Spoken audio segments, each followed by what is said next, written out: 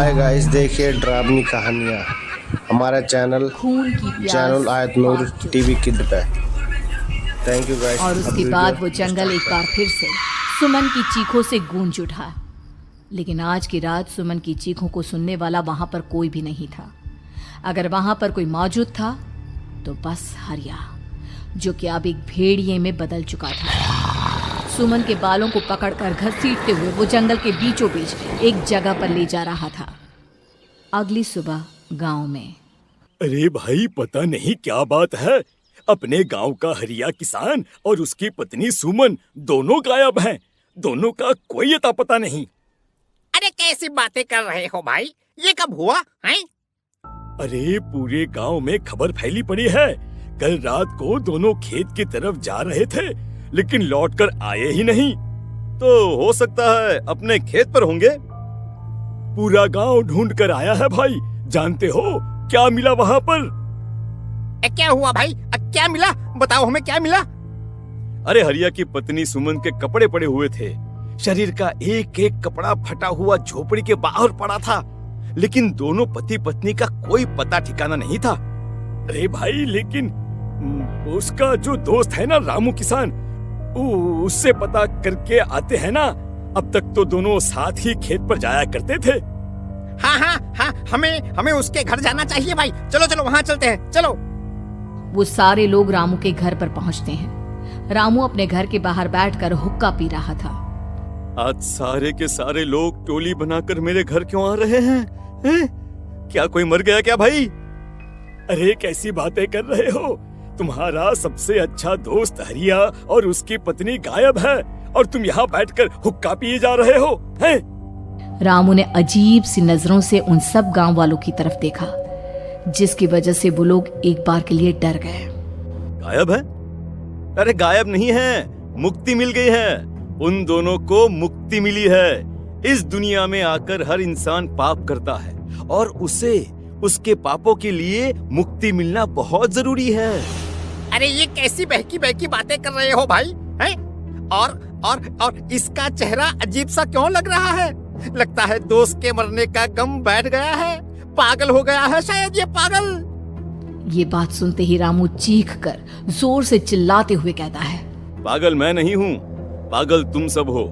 और ये शैतानी जंगल अब तुम में से किसी को नहीं छोड़ने वाला, सबको खा जाएगा। याद रखना मेरी बात। शैतानी जंगल? कैसा शैतानी जंगल? लगता है रामू पागल हो चुका है। हमें यहाँ से चलना चाहिए भाई। चलो। तभी रामू की पत्नी बाहर आती है। नहीं, आप लोग इनकी बात का बुरा मत मानिए। 2 दिन पहले हरिया के साथ खेत पर गए थे।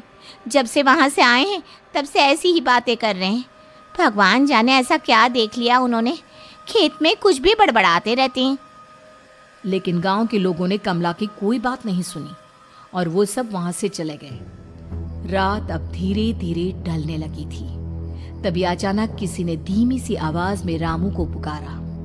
रामू, आ जाओ, मैं तुम्हारा इंतजार कर रहा हूँ। और सुनो, अपनी पत्नी को साथ लेकर आना, नहीं तो काम अधूरा रह जाएगा।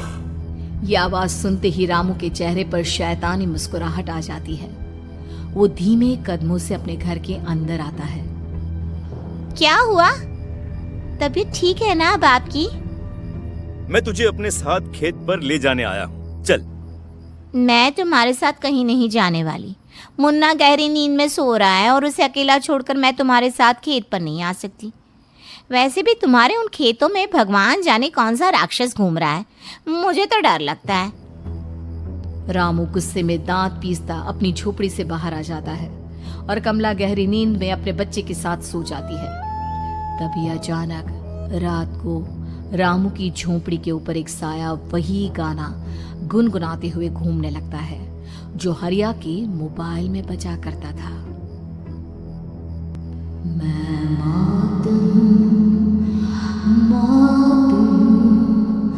मौत जो पसरी है चारों ओर, जो आएगी कहीं से भी निगल जाएगी सबको।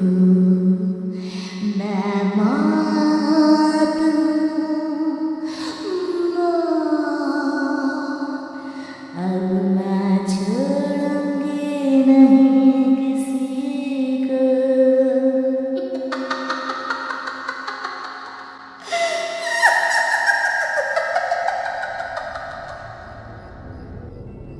ये आवाज सुनकर रामू की पत्नी कमला की आंख खुलती है और वो देखती है कि उसका मुन्ना अपनी जगह से गायब था।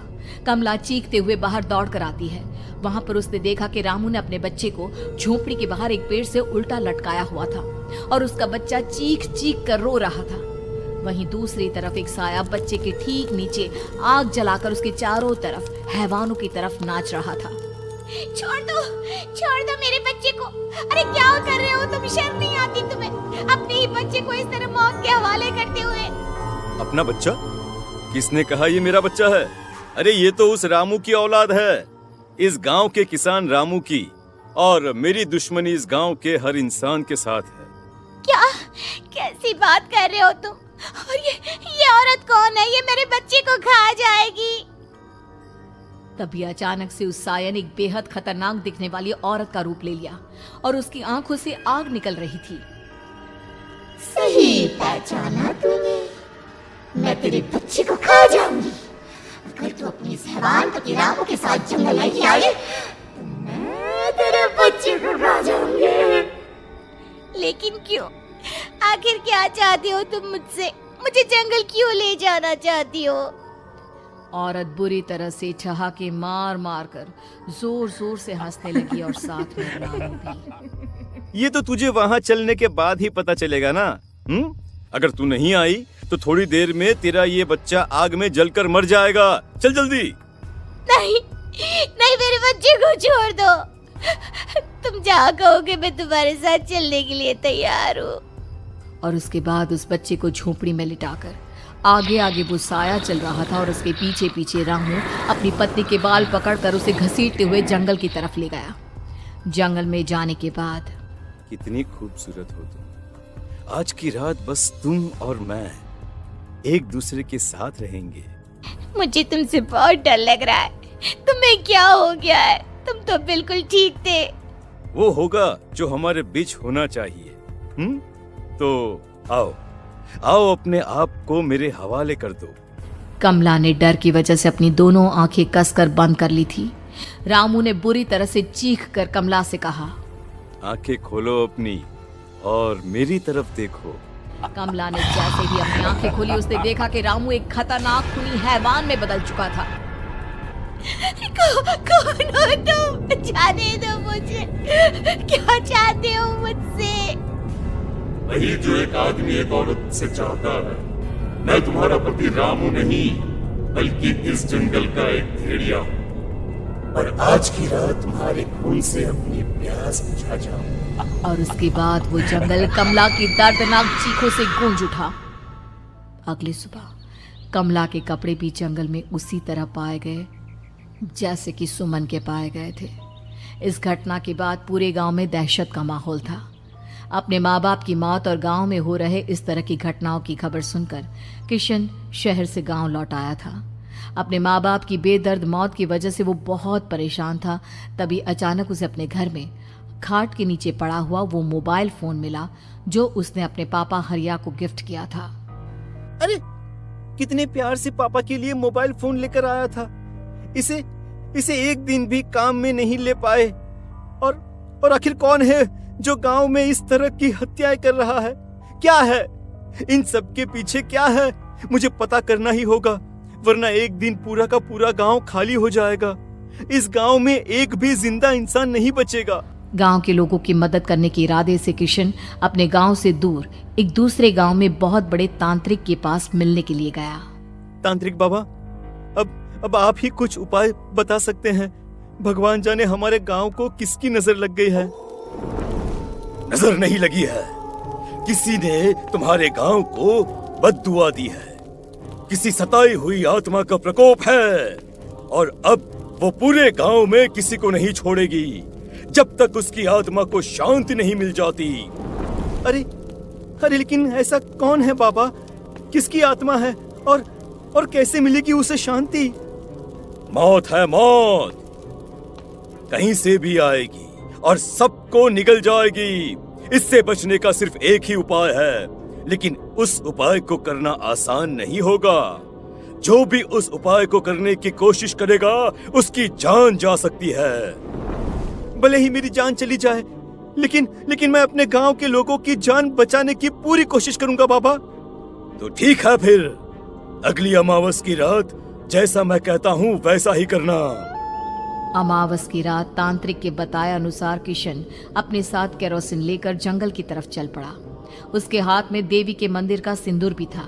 किशन जंगल के बीचों बीच पहुंचा। ये देखकर उसकी आंखें फटी की फटी रह गई। वहां एक उबलते पानी का तालाब था और कई लोगों की लाश लटक रही थी। किशन के माँ बाप की लाश भी वहीं थी। माँ, बापू, क्या हो गया? ये क्या हो गया? तभी वहां पर एक औरत और आदमी आते हैं। उन्हें देखकर किशन चौंक जाता है। गोपाल काका, आपकी तो 5 साल पहले मौत हो गई थी। और निर्मला काकी, आप? मौत तो हो गई थी, लेकिन तुम ये नहीं जानते कि हमारी मौत कैसे हुई थी। क्या कहना चाहते हैं आप? कुछ नहीं, बस ये जान लो कि अब इस गांव में कोई जिंदा नहीं बचेगा। लेकिन क्यों काकी? क्योंकि 5 साल पहले इन गांव वालों ने मुझे डायन बताकर पत्थर मार मार के मार डाला। मेरी कोई गलती नहीं थी। गांव का एक बच्चा क्या लापता हुआ, सारा इल्जाम मेरी पत्नी पे डाल दिया। और जब मैंने निर्मला की जान बचाने की कोशिश की तो मुझे भी मार डाला। आपके साथ ये बहुत गलत हुआ काकी, लेकिन आप जो कर रहे हैं वो भी सही नहीं है ना? तुम यहाँ से चले जाओ वरना तुम भी नहीं बचोगे। हमारी आत्मा पिछले 5 साल से मुक्ति के लिए भटक रही है। चले जाओ यहाँ से। मौका देखकर किशन सिंदूर उन दोनों के ऊपर डाल देता है। उनका शरीर जलने लगता है और वो भयानक तरीके से चिल्लाने लगते हैं। अगले ही पल किशन उनके ऊपर केरोसिन डाल देता है और वो दोनों जल जाते हैं। किशन अपने माँ बाप और दूसरी लाशों का अंतिम संस्कार करवाता है और अपने घर लौट आता है। लेकिन वो अभी भी इस बात से अनजान है कि मोबाइल अभी भी बज रहा था।